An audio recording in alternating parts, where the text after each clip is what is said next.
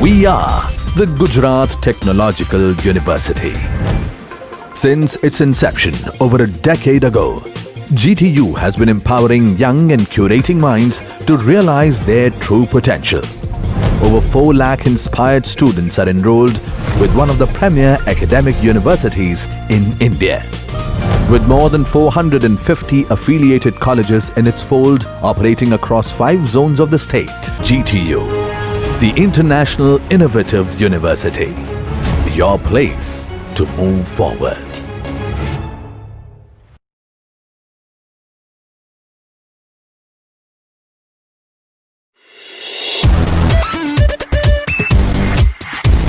A very good morning, good afternoon, good night, whenever you will watch this video.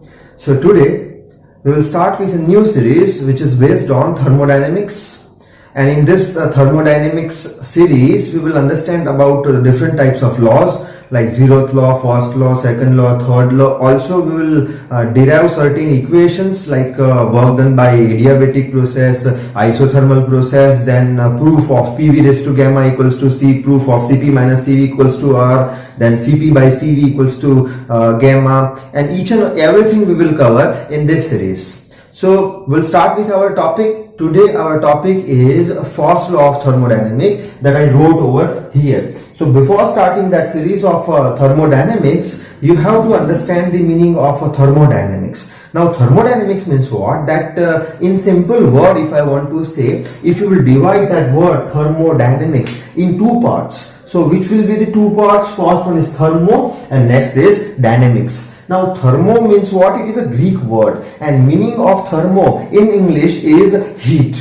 And dynamics means what? That it is in motion. So dynamics means what? Motion. So thermodynamics means what? That it is a branch of physics in which we are studying the properties of heat when heat is in motion. Thermo means heat, dynamic means what? Motion. So thermodynamics means what? That is a branch of physics in which heat is in motion. That is the meaning of thermodynamics. So we'll start with our video which is based on this topic, first law of thermodynamics. Generally in your 10th 11th you have studied about first law of thermodynamics, and it was what? That energy neither be created nor be destroyed, but it can change its form from one to another. So that was the law based on law of conservation of energy.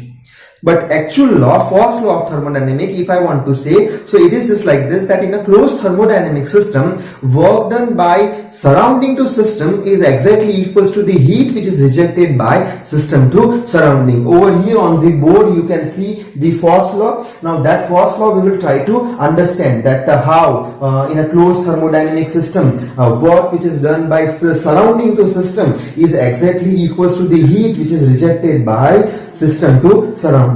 So to understand this, we will understand one practical which is also known as Joule's practical also. So for that purpose, we will take one glass of a beaker or glass container. Inside of that glass container, we will fill some water. So over here water is present. Now inside of that container, we will insert one fan. So that is one fan. That fan is connected with one rod. Rod means shaft, cylindrical object. That rod is connected with one pulley. Pulley, so you know very well, pulley means what? That whenever you are digging the water from the well with the help of a rope, so rope is mounted on one circular disc, that is known as pulley. So that is your pulley. Now that pulley is connected with one rope. That rope is mounted on one more pulley. So that is the front view, that is the top view. So pulley is located at 90 angle, you can say like this. After that, that rope is connected with one weight. After that, we will insert one thermometer over here somewhere. I will insert one thermometer inside of the water, which will measure the initial temperature of water and final temperature of water. Now that whole assembly is covered with the help of one wooden block. So that is your wooden block. Now that whole assembly is covered with the help of wooden block. For what purpose? So that heat transfer between system, that is your system, and that is surrounding, heat transfer between system and surrounding would be zero. Now, actually heat transfer between system and surrounding, we cannot say zero, but theoretically we will say that heat transfer between system and surrounding would be zero. Now, over here, what we will do, first of all, if you will pull that weight, so what's happened? That is connected with rope, that is connected with pulley, so fan will rotate in one direction. When you will release that weight, so what's happened? Fan will rotate in another direction. That means this type of push-pull if you will do continuously, so fan will be rotating inside of that water continuously. But before doing this, initially we will measure the temperature of water. Supposing initial temperature of water is 27 degree, which is room temperature, you can say like this. After measuring the initial temperature of water, we will perform this type of exercise. We will push-pull that weight continuously, so that fan which is present inside of that water will also rotate continuously. Now, due to this, can I say like this, that inside of the water, at least 2 to 3 degree temperature of water may increase? Why I can say like this, that 2 to 3 degree centigrade of temperature of water may increase?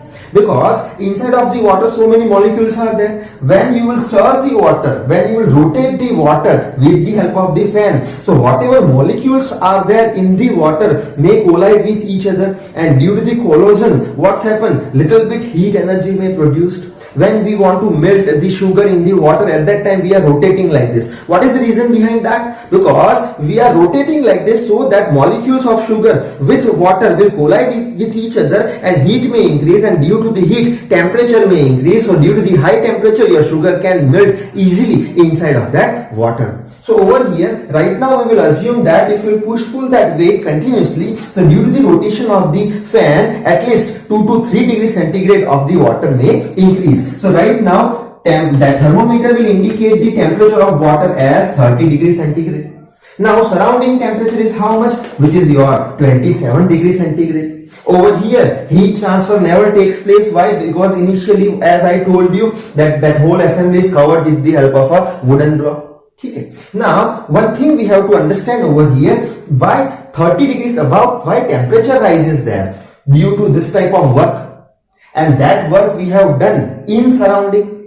And that system is known as which system? Closed thermodynamic system. So over here I will come on my statement that in a closed thermodynamic system, first statement is clear, that is your closed thermodynamic system. What's happened? That work we are doing in surrounding, that means work done by surrounding to system, because that work, I will draw one arrow like this, that is W. W indicates what? That you are doing the work from outside, that means you are doing the work in surrounding. That work is effective in system, then only fan is rotating. So work done by surrounding to system, work done by surrounding to system. You are transferring some work from surrounding to system by push-pull this way. So over here I will come on the next statement, that work done by surrounding to system, work done by surrounding to system. So over here I will write W, work done by surrounding to system, is exactly equal, is exactly equal sign, is exactly equal to what? That we will understand. Now what I will do, after sensing the temperature rise in thermometer, I will remove that wooden block. So when I will remove that wooden block, so what's happened? Now actually heat transfer takes place between your system and surrounding. According to the law of thermodynamics, what we can say, heat will always flow from higher temperature to lower temperature. Your system temperature is 30 degrees centigrade and surrounding temperature is 27 degrees centigrade. Now heat transfer is taken place. So due to that, heat will always flow from higher temperature to lower temperature. Heat is denoted by Q. So that system will do what? That system will reject some heat. That means heat is rejected from system to surrounding. Heat is rejected from system to surrounding. When heat is rejected from system to surrounding, when some work is done by surrounding to system, at that time system will do what? It will reject the heat from system to surrounding. So here I will come that heat is rejected by system to surrounding. Heat is rejected by system to surrounding, which is Q. So Q is exactly equals to W, or W is exactly equals to Q. How much heat your system will reject? Whatever amount of work you will do from surrounding to system, that same amount of the heat your system will reject from to surrounding. So that is the statement that in a closed thermodynamic system, what we are saying, work done by surrounding to system is exactly equals to what? Heat which is rejected by system to surrounding. So that is all about the first law of thermodynamics. Now later some corrections are there in first law of thermodynamics which has been overcome by the second law. So in the next video we will discuss about the second law of thermodynamics. Up till then, read hard, work hard. Thank you very much.